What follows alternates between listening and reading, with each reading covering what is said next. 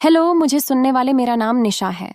32 साल की इस उम्र में मैंने खुद को एक ऐसे जीवन में फंसा हुआ पाया था जो बाहर से सुविधाजनक था, पर अंदर से पूरी तरह से खाली था। मेरा पति रवि एक सफल व्यापारी था, पर हमारे लिए वह सिर्फ एक कामकाजी रोबोट था। उसका जीवन सिर्फ लंबी मीटिंग्स और देर रात की फोन कॉल तक सिमटा हुआ था। हमारी शादी को 10 साल हो गए थे और मेरा मन, मेरा शरीर, सब कुछ सालों की उपेक्षा से थक चुका था। मुझे प्रेम की भूख थी और मैं जानती थी कि रवि उसे कभी नहीं मिटाएगा। मेरा अपार्टमेंट बहुत बड़ा था, पर मेरी दुनिया रवि की अनदेखी के कारण बहुत छोटी थी। मैं हर शाम बालकनी में खड़ी होकर सोचती थी कि मेरी जिंदगी में क्या कुछ कम है। एक दिन रवि ने अचानक बताया कि उसका छोटा भाई मुकेश हमारे साथ रहने आ रहा है। वह 25 साल का था और अपनी कॉलेज की पढ़ाई के लिए शहर आया था। मेरे मन में कोई उत्साह नहीं था, बस एक और व्यक्ति जिसके लिए मुझे रोज खाना बनाना था। पर जब मुकेश हमारे घर आया तो सब कुछ बदल गया। मुकेश ऊर्जा से भरा हुआ था। उसका शरीर जिम की मेहनत से गढ़ा हुआ था और उसकी मुस्कान किसी भी अंधेरे को चीर सकती थी। वह हमेशा हंसमुख रहता था और रवि की गंभीरता से एकदम उलट था। शुरुआत में मैंने खुद को गंभीर रखा। मैं उसकी भाभी थी और मुझे मर्यादा का ध्यान था। पर मुकेश ऐसा नहीं था। वह मेरे साथ दोस्त की तरह व्यवहार करता।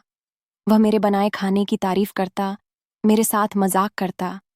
वह मुझे कभी कभी भाभी, आप इतनी उदास क्यों रहती हैं कहकर मेरी खामोशी को तोड़ता था। एक दोपहर मैं किचन में काम कर रही थी और तेज चाकू से मेरी उंगली पर कट लग गया। खून देखकर मैं घबरा गई। मुकेश तुरंत किचन में आया। उसने बिना सोचे मेरा हाथ पकड़ लिया। हाँ, एक बात और, मेरे चैनल को सब्सक्राइब कर लो, क्योंकि फिर सर्च करोगे और मैं तुम्हें मिलूंगी नहीं, पर याद रखना, निशा रानी स्टोरीज तुम्हारी निशा। हाँ, तो कहानी थी कि उसके हाथों का स्पर्श इतना मजबूत और गर्म था कि मेरे सारे डर और दर्द कहीं गायब हो गए। रवि ने सालों से मुझे इस तरह प्यार से नहीं छुआ था। जब वह मेरा हाथ छोड़कर गया तो मेरे पूरे शरीर में एक अजीब सी सनसनी दौड़ गई। मुझे लगा कि मेरी सांसें तेज हो गई हैं। उस दिन मैंने महसूस किया कि मुकेश मुझे सिर्फ एक भाभी नहीं, बल्कि एक स्त्री के रूप में देखता है। उस दिन के बाद हमारे बीच एक अनकहा आकर्षण शुरू हो गया। मैं हर समय उसे ढूंढती रहती थी। अब मुकेश भी मुझे गहरी नजरों से देखता था। एक रात रवि किसी काम के सिलसिले में शहर से बाहर गया। ये हमारे लिए आजादी की पहली रात थी। मैं लिविंग रूम में बैठी थी। मैंने लाल साड़ी पहनी थी जिसके पल्लू को मैंने जानबूझकर हल्का सा सरका दिया था। मेरे अंदर की भूख अब और इंतजार नहीं कर सकती थी। मुकेश मेरे पास आया और बैठ गया। हम एक दूसरे को देख रहे थे। मैंने धीरे से अपना हाथ बढ़ाया और उसके हाथ को छू लिया। मुकेश, मैंने फुसफुसाया, मुझे तुमसे प्यार हो गया है। मुकेश ने तुरंत मेरा हाथ कसकर पकड़ लिया। निशा, मैं भी तुम्हें पहली नजर से पसंद करता हूँ। मैं तुम्हें वो सब देना चाहता हूँ जिसकी तुम्हें जरूरत है। उसने अपनी सीट से उठकर मुझे धीरे से अपनी बाहों में ले लिया।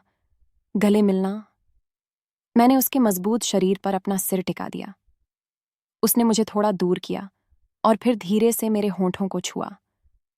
यह किस कोमल नहीं था, बल्कि जोरदार था, जैसे बरसों से रुके हुए जुनून का विस्फोट हो गया हो। मैंने उसे कसकर पकड़ा और हम दोनों की सांसें तेज हो गईं। हम एक दूसरे को पकड़े हुए सीधे मेरे बेडरूम की ओर बढ़े। हमारे बीच अब कोई झिझक नहीं थी। हाँ, तो कैसा लगा पहला पार्ट? अधूरा किस्सा कल सुनाऊंगी। एक बात तुम कमेंट क्यों नहीं करते? चलो अभी कमेंट करो।